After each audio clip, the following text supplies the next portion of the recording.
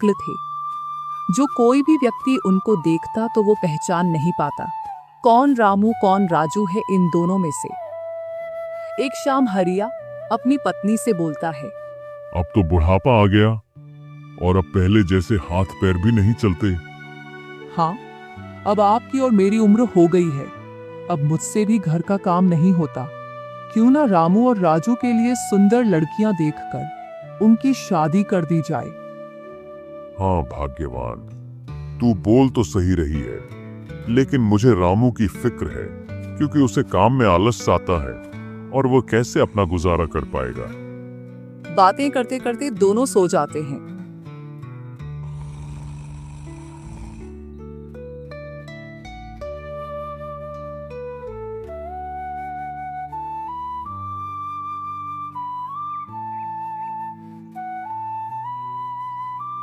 और सुबह उठकर हरिया रामू राजू से बोलता है, तुम दोनों खेतों पर चले जाना और एक खेत को खोद आना जिसमें मैं आकर बीज बो दूंगा। और आज मैं अपने दोस्त से मिलने के लिए पास ही के गांव में जा रहा हूँ, 2 दिन में लौट कर आऊंगा। हरिया तैयार होकर दूसरे गांव की ओर निकल जाता है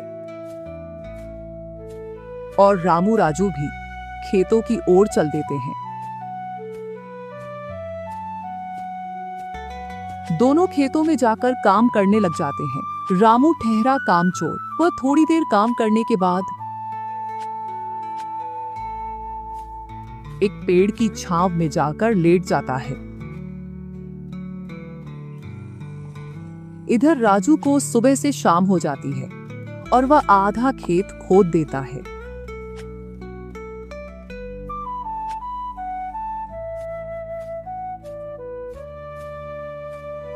और हरिया भी अपने दोस्त के पास पहुंच जाता है। अरे भाई हरिया, कैसे आना हुआ? तुझसे मिलने की इच्छा हुई तो मिलने आ गया। चल अच्छा है, पहले भोजन करते हैं, इसके बाद गप्पे लड़ाएंगे। दोनों साथ में भोजन करते हैं। हाँ भाई हरिया, सुना, सब कुशल मंगल। हाँ भाई, सब कुछ कुशल मंगल है। अब तो तेरे दोनों लड़के शादी के लायक हो गए होंगे। हाँ, दोनों शादी के लायक हो गए हैं, और खासकर मैं तेरे पास इसीलिए आया हूँ कि कहीं दोनों लड़कों के लिए लड़कियां देख आऊं।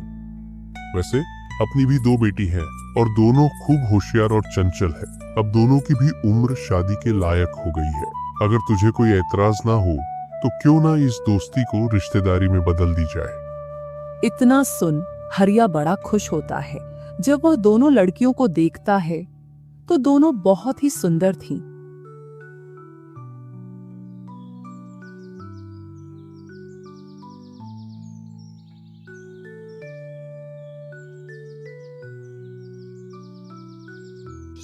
सुबह होते ही हरिया अपने दोस्त से बोलता है, मैं जल्द ही मेरी बहुओं को लेने आऊंगा। इतना बोलकर हरिया अपने गांव की ओर चल देता है।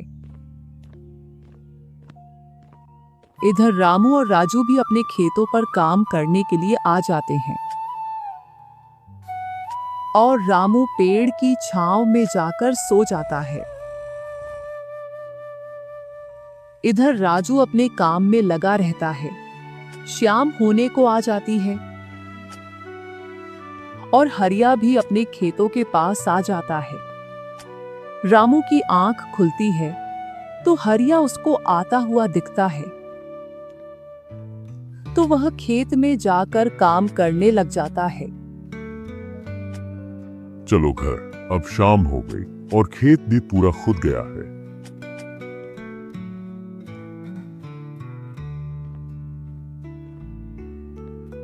तीनों साथ में घर पहुंच जाते हैं। हरिया अपनी पत्नी और दोनों लड़कों को बताता है कि वह इन दोनों की सगाई पक्की कराया हो और वह कुछ दिन बाद दोनों का विवाह कर देता है।